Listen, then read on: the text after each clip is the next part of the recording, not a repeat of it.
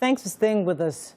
The House of Representatives presented a bill to create additional 111 seats for women in the National Assembly, which has now passed second reading. The bill, which was read for the first time, sought to alter the provisions of the 1999 Constitution. It's to create 37 additional seats in the Senate and 74 in the House of Representatives for women. Now, if this is passed into law, that's going to be the new numbers in addition to what we have. We'll be having the Honorable who actually sponsored this bill very soon, the Deputy Chief Whip, Honorable Nkuruka Onyejo, very soon. We're trying to connect with her. But in the meantime, on the back of what has happened recently, you know, the fact that the laws of the land don't seem to protect the girl child. I mean, just recently we're talking about the issue of rape, and all the indication is showing that no matter how there are different laws of the land that doesn't protect that girl child to ensure that a rape victim gets justice.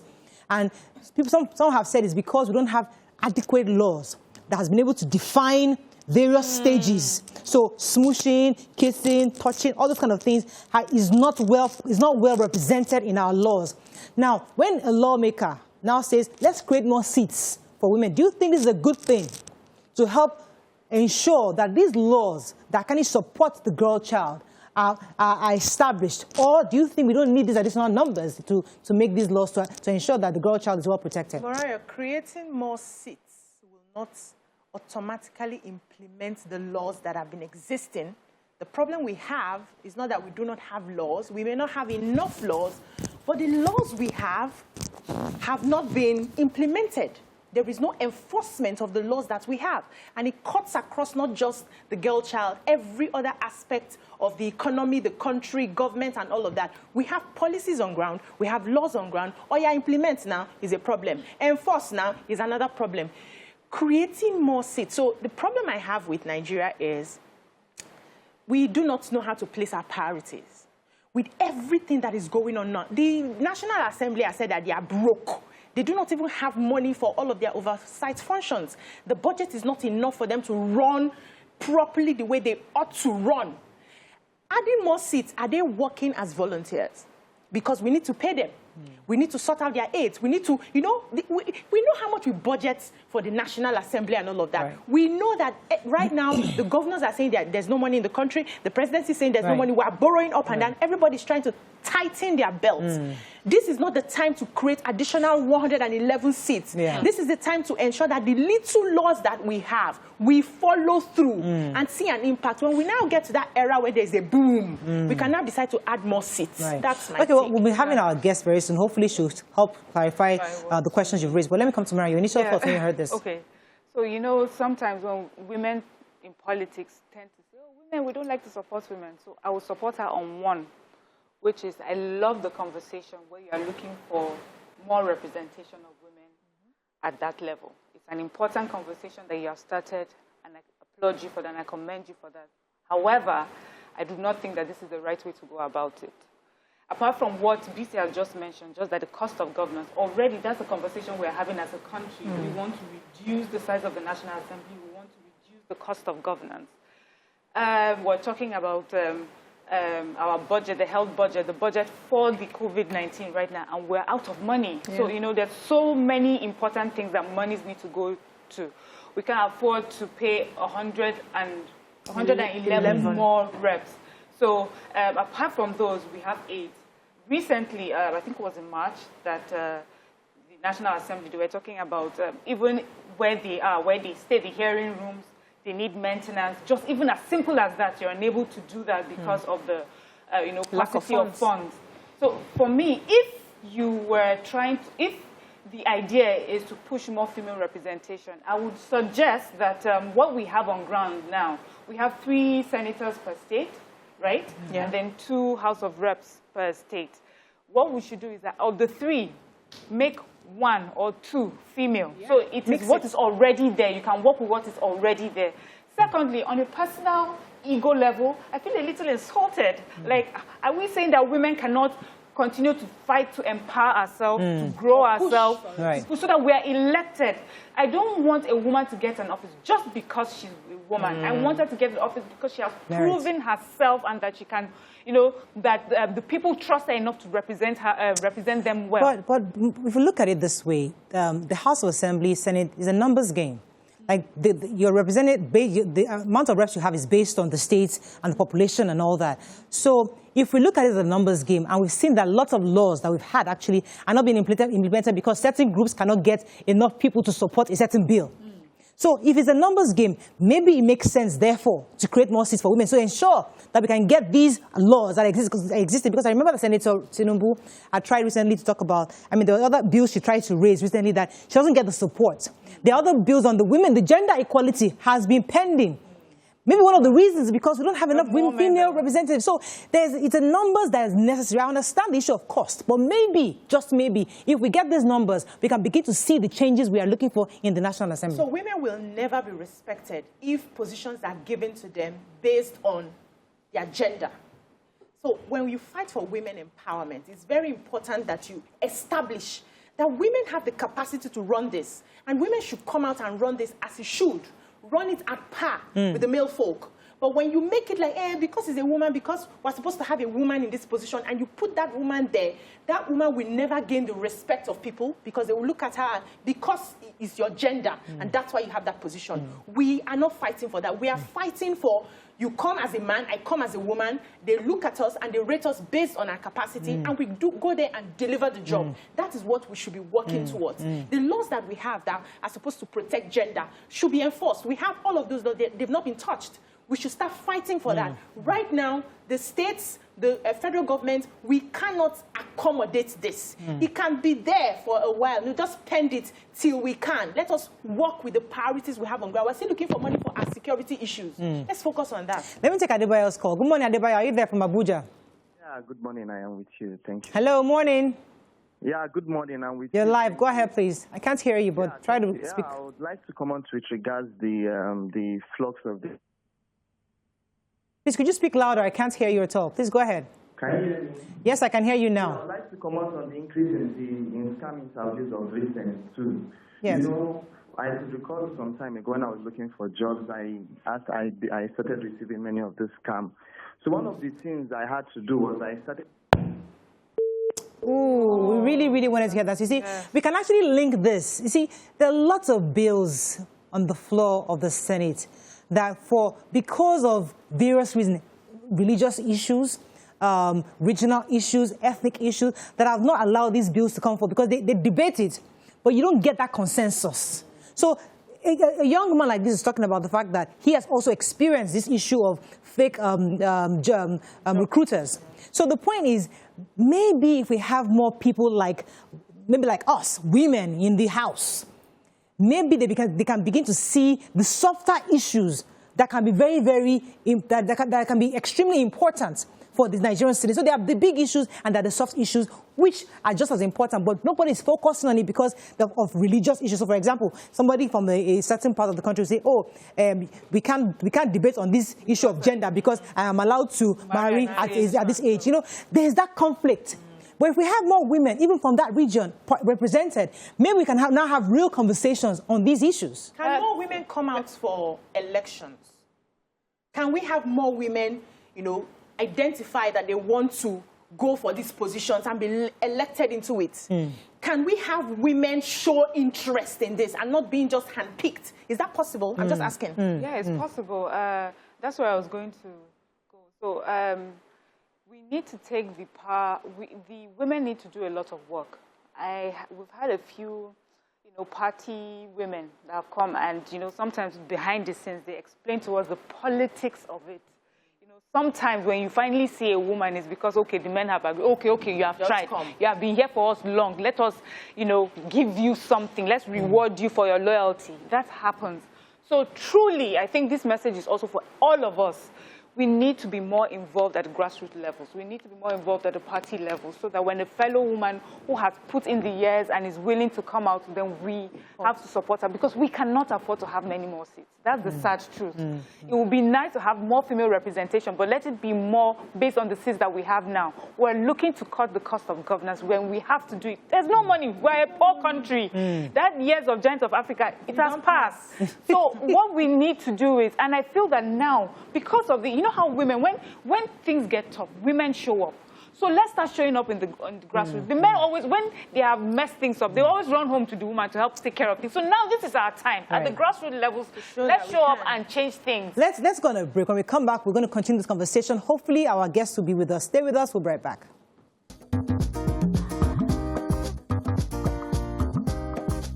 Stay tuned. Your View will be right back.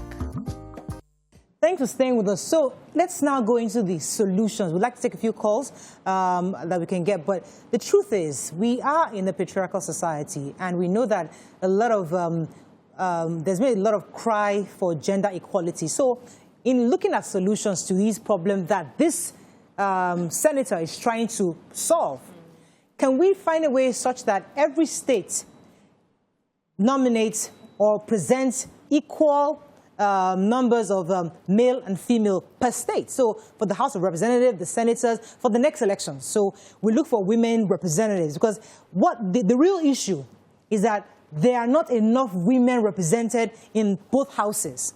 That is the real issue.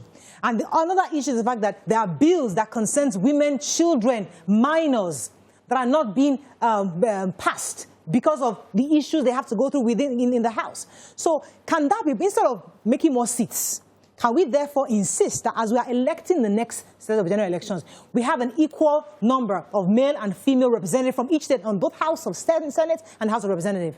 I know that in the House, right, they have this sort of relationship amongst themselves where if one person, one representative is trying to pass a bill, he tries to gather the support of co-members.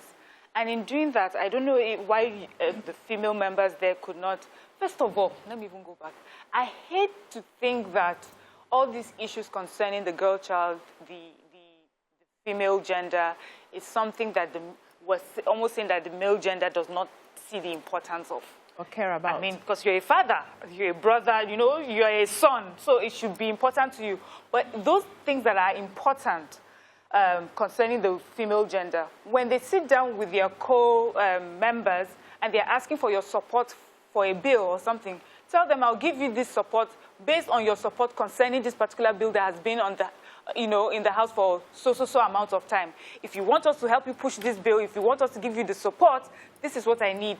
Because the thing is, we just cannot have many more seats. We need to cut the cost of the cars. Do you understand what it means? It doesn't just mean extra people coming in. It means that I'm going to pay for more cars. I'm going to pay for more aids. I mean, the aids are many, you know. And you say, and when they talk about their aids, they say they need them.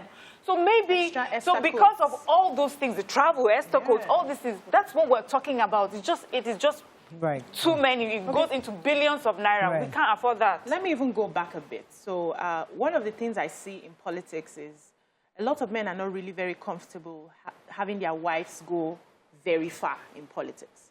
So the problem we have, because when it comes to grassroots level and we need to mobilize people to come out for elections, we see a lot of women at that level. But then when you now start moving up, you find that the women are reducing. Now, this is because, one, is a patriarchal society. Two, most of those women are married. And they still have to, listen to their husbands who say, I don't want you in that position. I don't want you to go as far. It's just a few men who really support their wives to go that far. I remember there was a time we had a guest. Sorry, I have to pause you for a second. Jamila's been holding for a while. Jamila, are you there? Jamila? Jamila, are you still there? Kept her for a while. I'm so sorry. I think I lost that call. Go ahead. Yeah, so I remember there was a time we had a guest on the show who explained how, when they are having meetings, they have to stay till the middle of the night, and not every man is comfortable leaving their wives in that position. So if we really want women participation, we need to appeal to the men who see that their wives have the capacity, who see that their wives have the zeal to serve, to release them to serve the nation. When we have a lot of men supporting their wives to go forward, we will see people who will come out and say, I want to be in the Senate, I want to be in the House of Assembly, I know I can perform well in this, and we will get more women represented in that. I remember Chief Kemi Nelson telling, because I did ask her that question, and she said, I mean, this issue of midnight meetings is not as bad as we make it look. That really, yes, she did, once in a while, yes, there are those meetings, but she has attended meetings that is during the day. So, yes, they make those kind of, they make it look, they say that to scare people away. But there are meetings you have during the day. Yes, there are late-night meetings, but sometimes it's not as bad as we all paint it. But either way, I think as we're looking for solutions, so she's making, we're understanding why she's proposing this bill. Yes. Because we want to ensure that women are well represented. Get that. We're also preferring other solutions, other approaches, other ways that we can still get that female representation across board. Let's take a few more tweets before we run off. Yes. Usman Zalia says, she says, more women, a good idea. However, women being handpicked by parties will only make them like puppets who will generally not want to be blacklisted by the already biased set, with the women wishing to be picked, rallying for votes at the party level and no to more seats. And instead of including more seats, there should instead be equal nominations among the sexes. Let me take the National Assembly, as it is already crying too broke to even fund the available seats. Exactly. We need to cut costs. There are more sustainable ways for inclusion. Let me take Adewale from Abeokuta. Good morning. Are you there, Adewale? Hello? This is Daya. You're live. Go ahead, please. Adewale, you're live. Go ahead, please. I think it's our phone lines. Let's take a few more tweets, BC. Okay. Oladimeji says, creating additional or reserved seats for women in the National Assembly is a good way to go. In saner climes, we have something similar to this. I do not see the reason why ours should be an exemption. Nigerian women deserve the best. Olabode says, you said, what we lack is our priority listing of doing things. We need to get it right. Women can do a lot to the economy of a nation. The other tweet I have here about the rape. Yeah, so Ajura... Let me take Chooks. Chooks, are you there? 1 second, Mariam. Chooks, are you there? Yes, I am. You're live. Go ahead, please. Good morning. Good morning. Good morning, sir. I'm joining you guys' conversation this morning. Thank you. And I'm a little taken aback by your position. I'm taken aback because you appear to be running my sisters, my mothers, my nieces down. Women are great people all over the world. I actually think that women are better equipped to take up leadership positions, not just in Nigeria, but the world over. I've had occasions where I dealt with women who are my peers, and they turned out to be better persons than myself on the merit. So I think we will be really playing this whole conversation if we keep pushing for considered chances for women. Women are great people. My position is simple. As regards leadership in this country, we need more women participation because we actually need our leadership to begin to wear a human face. For that reason, please let's encourage our women to go into partisan politics. Let them join political parties. Let them become influential in those political parties so as to be in a position. Chooks, I think we're all on the same page with that. Yeah. We all agree, and nobody's running any woman down. What the ladies and I have said so far is that timing is an issue. We don't have that buoyance. We're not as buoyant as we are that would like to be to afford more seats at this time. What we're saying is that maybe there are other ways to get in that, because the reason why she's asking for this is more representation. And maybe there are other ways of doing it for now, but right now we're not as buoyant as we would like to be able to... And we already also mentioned that the existing seats could also put that into consideration right now. Instead of adding more, you would have more seats for women. We have 3 seats per state for Senate. One more reserved for women in that way, so that you still keep the cost down and still have more female representation. Let me take a final call from this. Good morning. Are you there from Enugu, I believe? Yes, I'm still in it. You're live. Go ahead, please. Hello? You're live. Go ahead, please. Hello? We can hear you very clearly. Go ahead, please. Okay. I need to commend you guys for a well-done job. Thank you, sir. You are speaking our mind. And I think where I have my challenge over time, and I think the discussion this morning has brought out the right side of me. Because fighting for women, fighting for young girls every now and then, I think the style we are taking is about making our females that are strong and they've displayed that they can be in leadership positions. Fighting for them every now and then will not bring out the best in them, the style we are using. We need to encourage them to rub shoulder to shoulder with the men for every position they are looking for. But because the future generation will continue putting it in their mind that we are fighting a cause, give women their own share or whatever, let them fight. I've worked with women of Zelo, women that are very, very strong in corporate organizations, giving them respect. Even they've done well with shoulder with some men. But beyond that, you mentioned something about politics. I've found myself in politics along the line. And the way the thing is structured, it will be very, very difficult to get women to say that, give us 5 women, give us 5 men. Because you will now start saying that which constituency will provide women, which constituency will provide men. Because the way it's structured, every constituency of about 5 local governments or 4 local governments provides 1 senator or 1 House of Reps. Right. So first of all, let's challenge our women to raise shoulder by shoulder and fight for them. All right. Thank you very much for young ladies for future. Thank you very much for your contribution. Let's take a few before we run off. I've got Air Musa Ige says, creating more seats for women in National Assembly does not amount to handpicking because these women will campaign and be voted for just like their male counterparts. Are you saying women should be excluded because the country is broke? Really? What happened to reducing the number of men in the National Assembly to accommodate more women? I think we already addressed that, where I said the numbers of seats, as I've said before, the numbers of seats already there. We can include more women, you know, and then reduce the men. All right, unfortunately, that's all we can take. Any more tweets you want to run off? Just, can I take the tweet? Yes. Sorry, okay. So, Rolake says, happening, the security agents should start investigating phone numbers of people who post jobs and those who share flyers for jobs, because there could be ways people are lured, raped, and murdered. Just as Seven said, wouldn't this happen again and again? Once a rapist is caught, should be castrated. That's one. Secondly, let's start teaching these girls what's happening outside. More than fake job agents, more than 1 fake job agents are out there.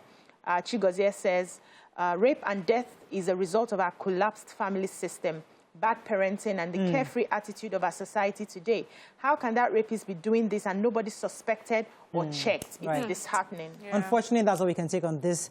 That's going to break.